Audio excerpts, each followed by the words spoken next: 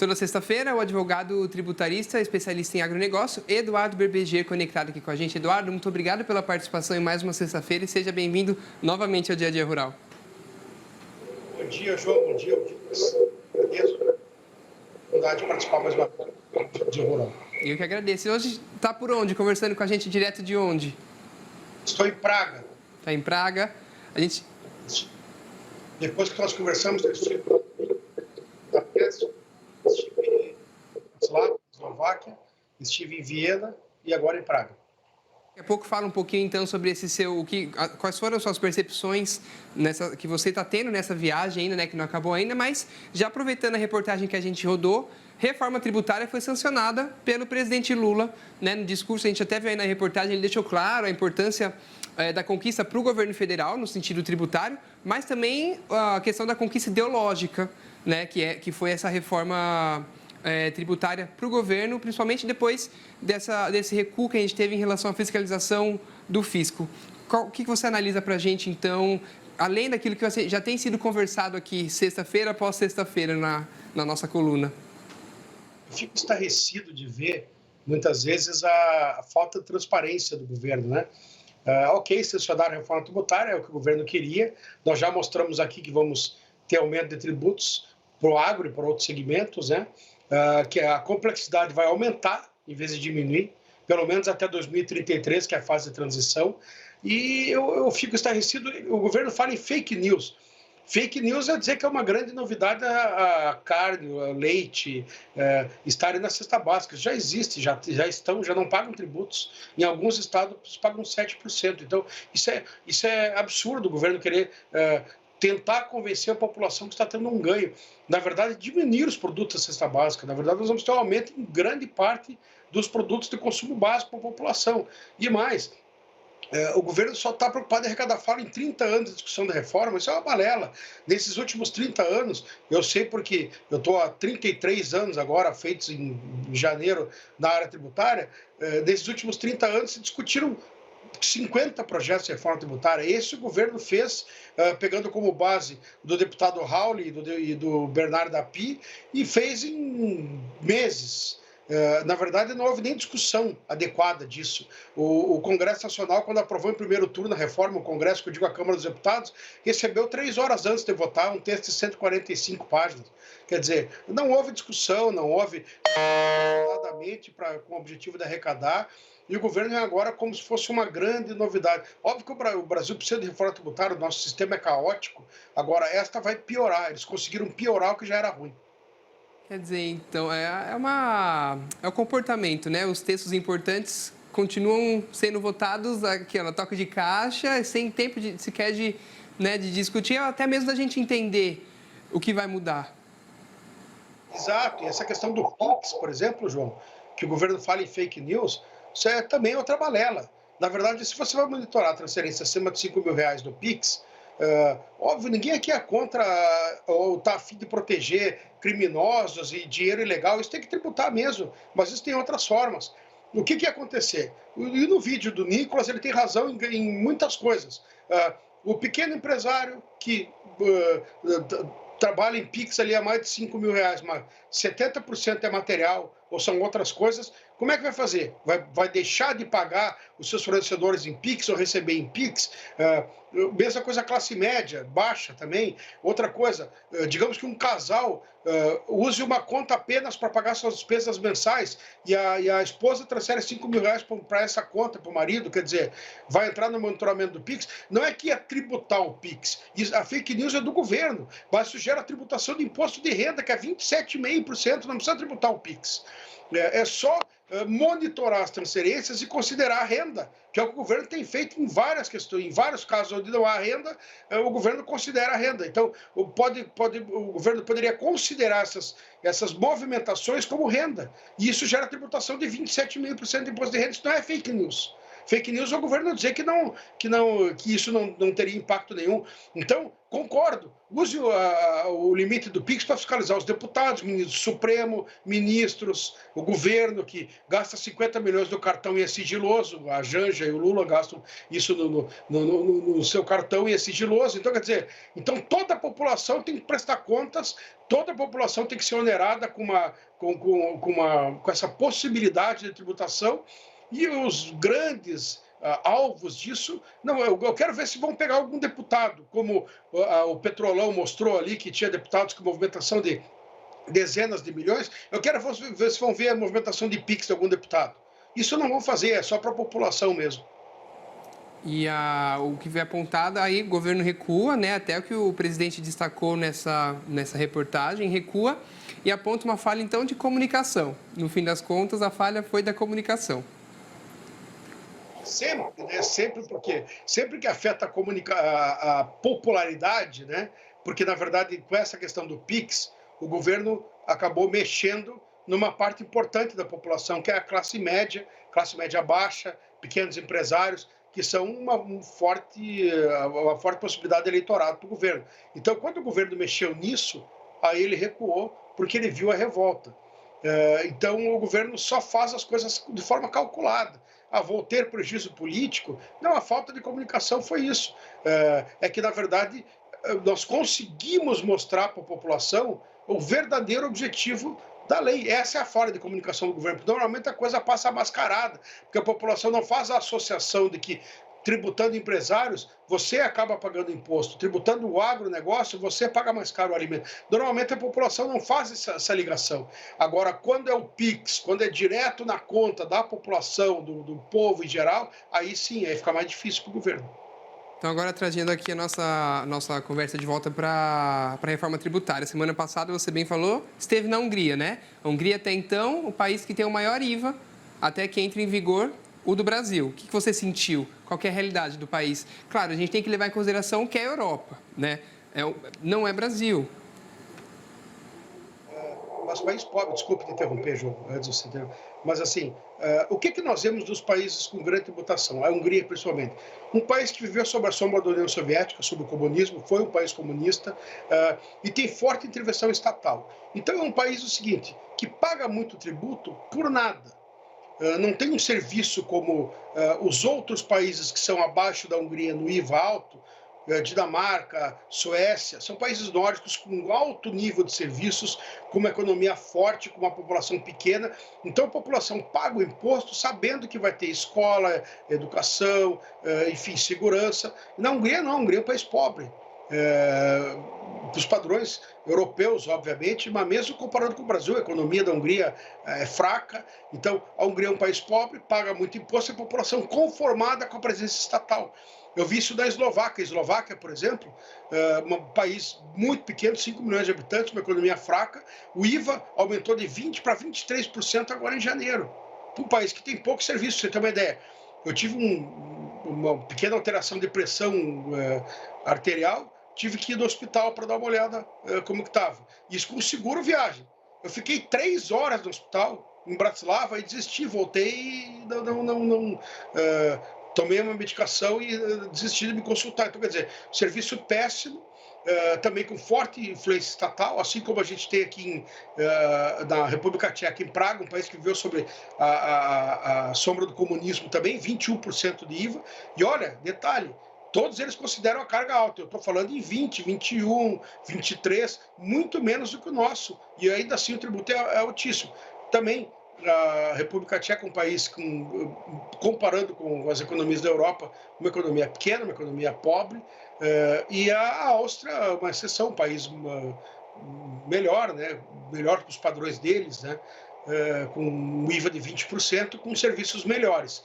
Mas a gente vê que assim, esta regra de impostos altos, de IVA alto, quando não associada a excelentes serviços, como no caso dos países nórdicos, são países, acontece com países de forte influência estatal, presença do Estado forte, países que vieram de comunismo, socialismo, principalmente aqui na antiga cortina de ferro, né, no leste europeu. Então é isso, é o Brasil superando esses países, o Brasil se aliando há essa questão do Estado muito forte. Você puxou um ponto que eu ia pedir para você comentar também, que era essa questão. Então, o tributo alto, ok. Como no caso que você está agora, tem um retorno para a população, é um cenário, né? Agora, tributo alto, sem retorno, e como você mesmo falou, ficou 3 horas no médico, voltou, não pôde nem, não foi atendido. E aí, como vive assim, né? É o nosso país, né? É o nosso país. E uma outra coisa, que eu sei que a gente está com um tempo que eu não queria deixar de comentar, João, que eu até mandei o vídeo para vocês, não vai ser possível botar no ar, mas fica aí como prova para o pessoal. A dificuldade da celebração do acordo União Europeia-Mercosul, além das questões tributárias. Eu vi vários países contras em todos que eu tive até agora, e ontem, inclusive, eu filmei uma passeata de agricultores na frente do Parlamento de Viena, com tratores e tudo, especificamente contra o acordo do Mercosul. Eu entrevistei os 2 líderes, só que eles não deixaram filmar. E o que eles dizem é a mesma balela do que a França falou, e que o Brasil não segue regras ambientais, que o Brasil, não só o Brasil, né, o Mercosul, isso é uma grande bobagem, né? Nós temos aí, como já falamos aí no programa, não posso me estender, mas regras de reserva de mata ciliar muito mais significativas do que da União Europeia. Mas eu vi o protesto, eu consegui vivenciar isso lá ontem, filmar lá em Viena, o protesto dos agricultores, e eu vi o seguinte: qual é o nosso grande problema? Só temos a Alemanha, que é a maior economia da União Europeia, a favor, mas nós temos a França contra, que é a segunda maior, a Itália contra, que é a terceira maior economia, Holanda, Áustria, grandes países contra o acordo do Brasil do Mercosul com a União Europeia. Então, é uma grande barreira que a gente vai ter que vencer. Eu não pensei que a coisa estivesse tão ruim para o acordo como está. Conversando aqui nos países na Europa, Polônia também é contra, que eu vou estar amanhã. A maioria dos países que eu conversei são contra o acordo do Brasil e da União Europeia. E eles se escondem atrás dessas questões ambientais. Isso tudo é uma mentira, uma balela, porque na verdade eles não têm como competir com o agronegócio brasileiro. Tem grandes extensões de terra, tecnologia, agricultores competentes, então eles, sem subsídios dos governos, eles não sobrevivem. Então eles usam essa máscara de que o Mercosul não segue regras ambientais. Isso é tudo balela, é tudo protecionismo, né, na verdade. Mas desculpe mudar de assunto, João, mas só para a gente não deixar de falar nisso, porque foi uma coisa que eu vi ontem ao vivo, aqui a cores. Não tem problema, fica tranquilo, vou te segurar só mais um pouquinho aqui, porque para a gente já amarrar esse assunto, então, até uma semana passada eu conversei com o professor do INSPER, Leandro Gílio, ele cuida da parte de relações internacionais do Instituto, e ele disse justamente isso. O Brasil também tem as partes que a gente protege. O leite aqui no nosso país também tem protecionismo, mas em momento algum o protecionismo ataca a qualidade e o que é feito nos outros países. É protegido porque é importante fortalecer a nossa cadeia leiteira, por exemplo, mas em momento algum ataca e fala mal e fala mentiras sobre outros produtores de leite. É o mesmo caso do que acontece. Concordo plenamente com o professor. E outra coisa, uma certa dose de protecionismo é normal. Você vai proteger alguma cadeia produtiva do seu país. O Brasil, uma época, teve sérios problemas com trigo, muita importação de trigo, a questão do leite também. Então, o Brasil... Só que, se você for colocar na balança o tipo de proteção que o Brasil faz, olha, é 5% ou menos do que os europeus, americanos fazem. Então, quer dizer... como disse o professor, está tudo certo proteger algumas cadeias econômicas. Você não vai deixar entrar um produto importado e arrebentar com a tua economia interna, com uma cadeia inteira da tua economia interna. Então, o Brasil, claro que faz isso em alguns segmentos, mas é muito, muito pouco comparado com o que faz a Europa, até os Estados Unidos, com subsídios para milho, para um monte de coisa que torna os seus produtores muito mais competitivos no resto do mundo. Então, o professor tem razão. E outra, o Brasil não difama os outros produtos, né? Isso é importante. Protege, tudo bem, mas não precisa dizer que os outros não seguem regras, né? Ou que fazem de forma errada. Isso não é necessário. Não, e também, para também não tomar seu tempo, eu sei que tem compromisso, mas também dados do INSPER mostram que a maior parte da carne, a gente fala da carne aqui porque foi o que aconteceu até com o caso do Carrefour, né, quando eles atacaram o Brasil. A maior parte da carne que entra na França ou em países da União Europeia não vem do Brasil ou do Mercosul, vem da própria Europa, vem do Reino Unido. Então, assim, eles atacam e, não coincidentemente, os países que estão atacando são os países que mais recebem os auxílios do governo de lá, porque são os que mais precisam também para ser competitivos. Exatamente. Hoje, para você ter uma ideia, com relação à carne, a França significa 0,3% das exportações do Brasil, ou 0,2%. Se os chineses resolverem encrencar com a nossa carne, aí nós estamos enroscados, que daí é quase 50% da nossa exportação, ou 50%. Agora, a China, a França, ela fez isso como uma jogada de marketing, porque a França é insignificante para o mercado brasileiro. E a Europa, se não me engano, toda a Europa come 9 ou 10% da carne que o Brasil exporta. Né? Nós temos a China como grande mercado, temos alguma coisa nos Estados Unidos, temos países do Oriente Médio, enfim, a Europa em si não é um problema para o Brasil, só que difamam o nosso produto, esse que é o problema. Eles têm credibilidade mundial para difamar o nosso produto. Então ninguém está preocupado com a França como mercado, que compra 380 toneladas, se não me engano, de carne, não é nada do Brasil. Agora, com o impacto negativo como a declaração da França né, acaba causando nos produtos brasileiros. Esse é o problema, é o marketing, digamos assim, né? É o impacto negativo. É como você disse muito bem agora, o professor, é difamar o produto brasileiro. Até porque, quando teve todo esse caso, ele publicou no Instagram o ataque. Só que quando ele mandou uma carta pedindo desculpa, que não foi uma desculpa, só se justificando, ele mandou só para o Ministério, ele não publicou no Instagram dele também. Então, o alcance da retificação não foi mesmo do ataque. Não, e outra, nós falamos sobre isso aqui, né, João, na época ali, não foi uma desculpa, né? Além de não ter publicado no Instagram, não foi uma desculpa. Ele disse que se a declaração dele causou que o Brasil é um parceiro muito antigo do Carrefour na América Latina, uma coisa assim, dizendo que, claro, que aqui eles compram nossa carne, não tem outra opção, né? Agora, ele não chegou a se retratar com relação ao acordo União Europeia-Mercosul, como ele diz, dizendo, como ele foi tão enfático no ataque, ele não foi enfático na defesa, dizendo que ele era favorável, enfim, que o Brasil, que o Mercosul seguia regras. Não, ele não falou nada disso com relação ao acordo. Então, quer dizer, ele manteve tudo que ele disse com relação ao acordo. Ele se retratou, não se retratou, ele falou alguma coisa em parte para evitar os problemas que o Carrefour estava tendo no Brasil, falta de abastecimento, enfim.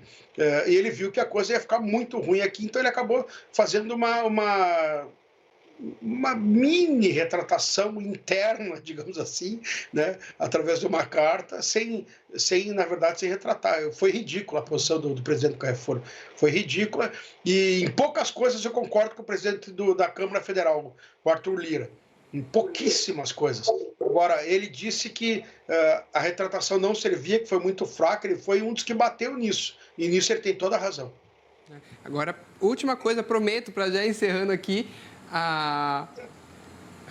ainda dessa entrevista que eu fiz com o professor Leandro, ele também disse que, assim, nesse acordo mesmo, realmente, as cotas são limitadas, então não é uma coisa que, em primeiro momento, vai trazer, bem como você falou, recurso e impacto na balança comercial. Então, quem deveria se preocupar mais e prezar mais por esse acordo são os próprios países da União Europeia, que cada vez mais têm saído de cena quando a gente fala de uma importância num cenário global, perdido destaque para outros países, como você mesmo citou, a China, que tem crescido e o PIB, mesmo desacelerando o crescimento econômico, continua com um dos maiores crescimentos econômicos do mundo.